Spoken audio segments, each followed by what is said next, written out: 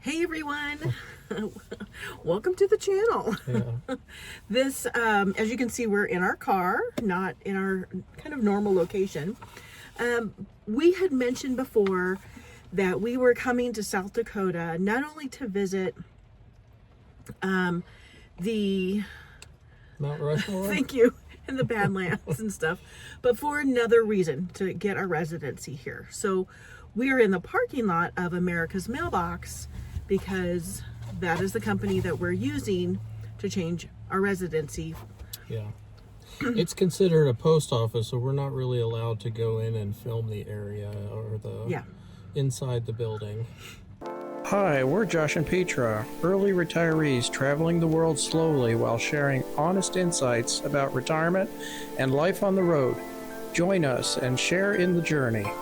So one of the reasons while we are changing our residency from Indiana to another state is because South Dakota has a favorable Nomad program. And South Dakota does not have state income tax. And there are several states within the United States that does not have income tax.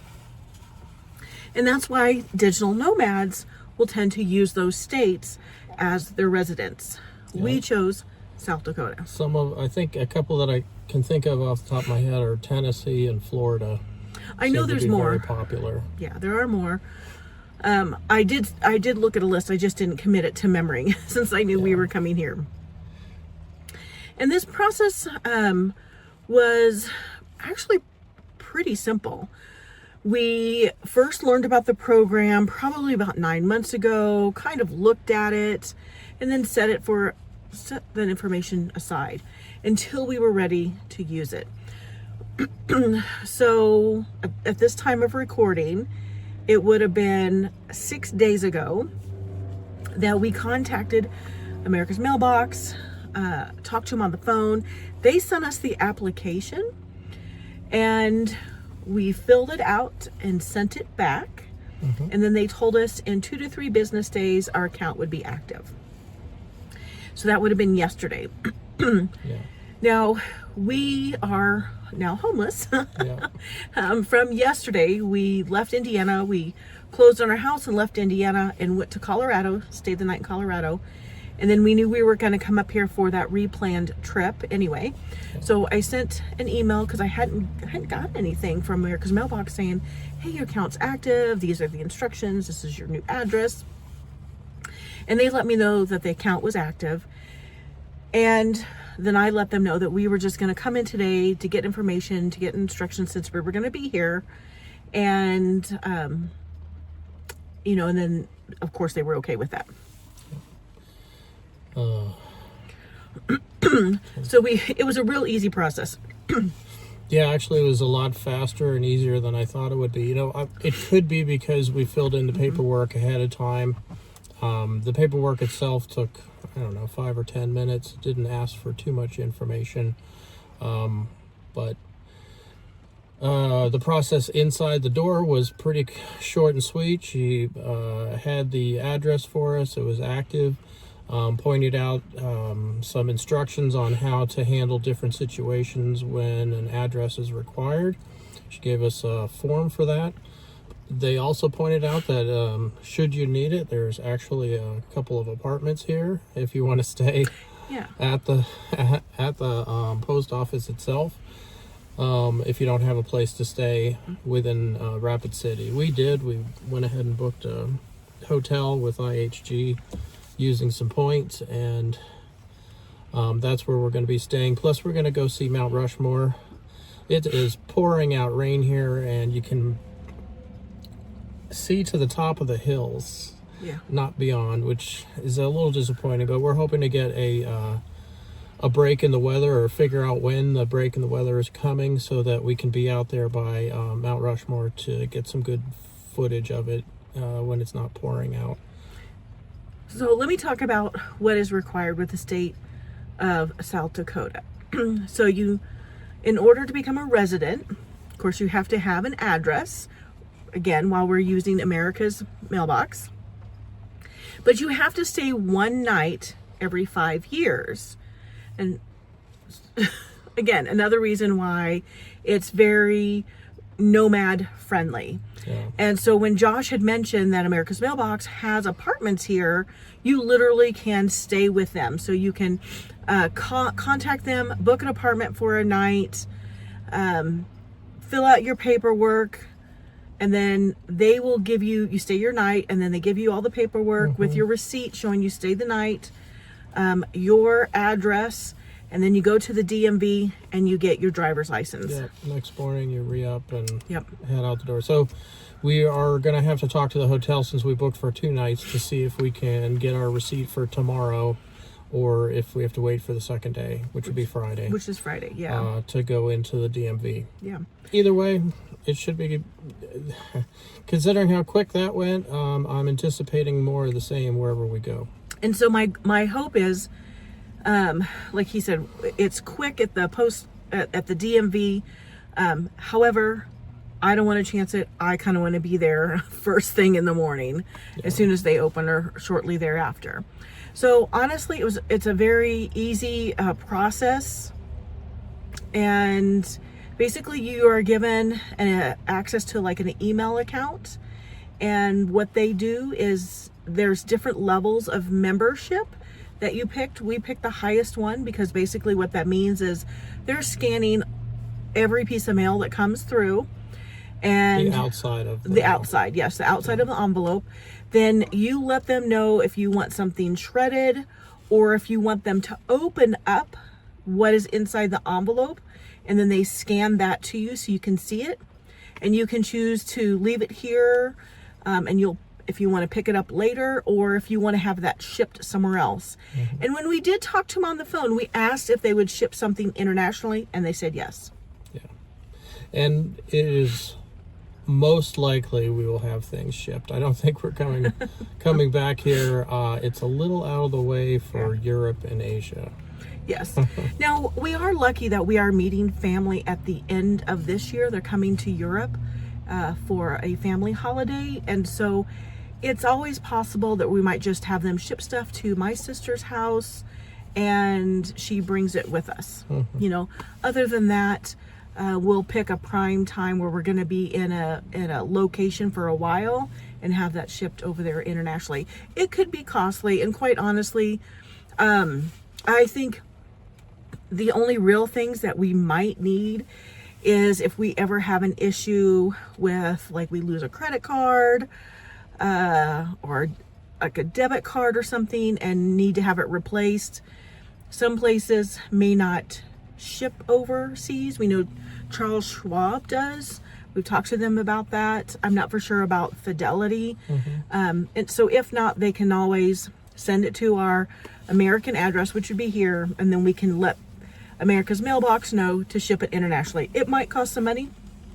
It might be a hefty hefty cost, but you know, if it's important, it'll be worth it. Yeah. So that's why, or that's the reason I should say, we came to South Dakota for our residency change, and we feel like we've made a good decision on the mailbox service that we're using. Only time will tell once we get in to actually use the service. So, but as right now, we're very, very pleased. Yeah, and we've paid a year in advance, so we'll know over the course of this year whether or not it's the service that we want to keep. Yep. So, I was trying to think. So we're here to get our residency within South Dakota. We're here to get our driver's licenses. We've established our new address. Is there anything else we wanted to accomplish by coming here other than sightseeing? So that's the main thing for this channel. If you want to check out the Mount Rushmore Badlands, maybe Crazy Horse experience, that's going to be on the 70x70 travel channel, which then you can check out in the coming weeks. Okay. All right, guys. So if you already haven't, we might go ahead and talk about the DMV. So what you'll probably see is in the next scene is us talking in the car about our experience at the DMV. So Yes. stay tuned. Okay guys, so it's the next day and we just left the DMV to get our driver's license. And it took about 30 minutes. So we got in there about 7:45, it was 8:15 when we came out. And the process was actually fairly easy. And there was, we're here on a Thursday and it opened at 7 a.m. And there was quite a few people already there. So you have to go in and it doesn't matter what you're doing, you basically have to fill out an application. So you grab an application, you fill it out, then you go to the greeter stand and they give you a number, like a waiting number. And then you sit down and you wait, and then they will call your number, and then you go to that window. And we weren't really there sitting for all that long, honestly. No, they ask you for all your forms, so make sure you have everything in order. I had to run back out to the car. I have a DD-214 for my service time, and I left it out in the car, so I had to run back out to the car to get it. Thankfully, the line was moving just slow enough that I could do that pretty quickly. But yes, make sure you have all your documentation. In our case, we both had previous driver's license, passport, for identification. I had the DD-214, and we both had a copy of the night stay in our hotel, and then also receipt from the America's Mailbox. post office box, Yeah. the mailing company, to verify our address, our non-post office box address. Now, like Josh had mentioned, we had our driver's license from our other state, and you give that up, right? So that's one form of ID. If you don't have a passport, you can also use a birth certificate, they had mentioned. So we just happened, we had all of it, but we just used our passports. Now, here's the interesting thing. You have to stay one night prior to coming to the DMV. And when we were at America's Mailbox and we got our address, they give you like a contract and then a receipt. And on those things have your new address. And they had said to us, at your hotel, make sure your receipt has your address on it. And if you're a couple like us, you have to have a receipt with both names.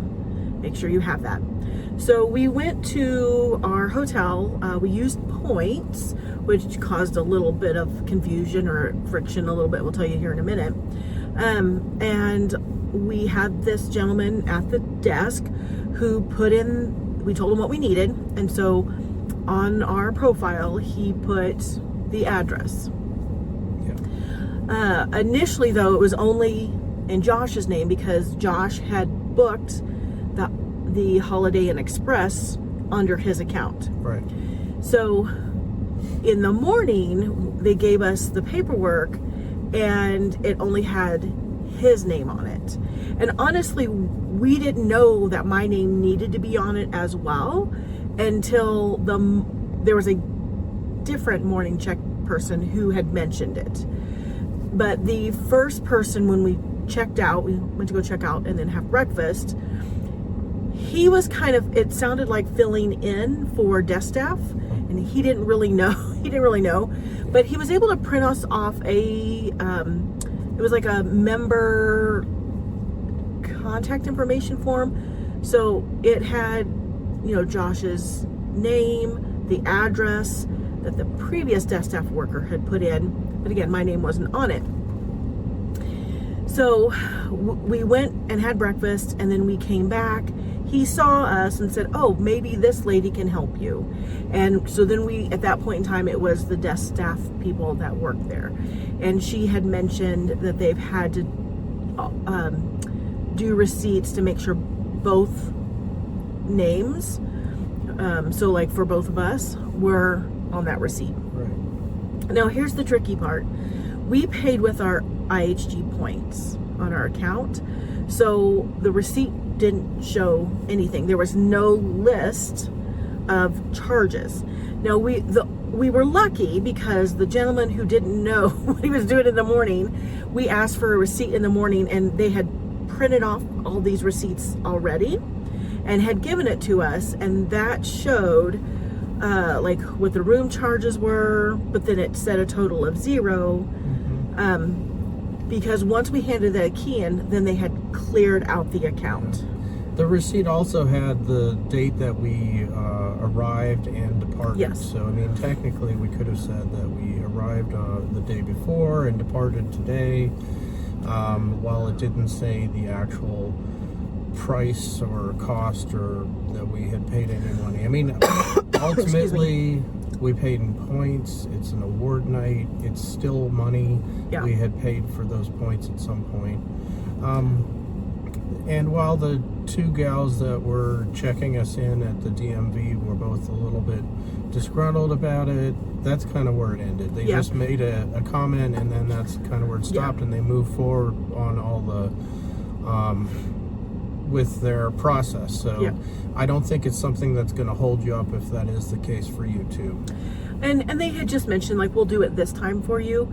So we're basically letting you know so that if you're doing the same thing, you're here in South Dakota, Rapid City, you're staying in, or your residence is with American Mailbox, that when you get a receipt from the hotel, make sure the new address is on there and both of your names are on there, or you have just two separate receipts, one that says one person's name, one says the other. Because if you come only with one person, like because it was under Josh's, the next person doesn't have any proof that they stayed overnight, so you have to have that receipt with both of your names.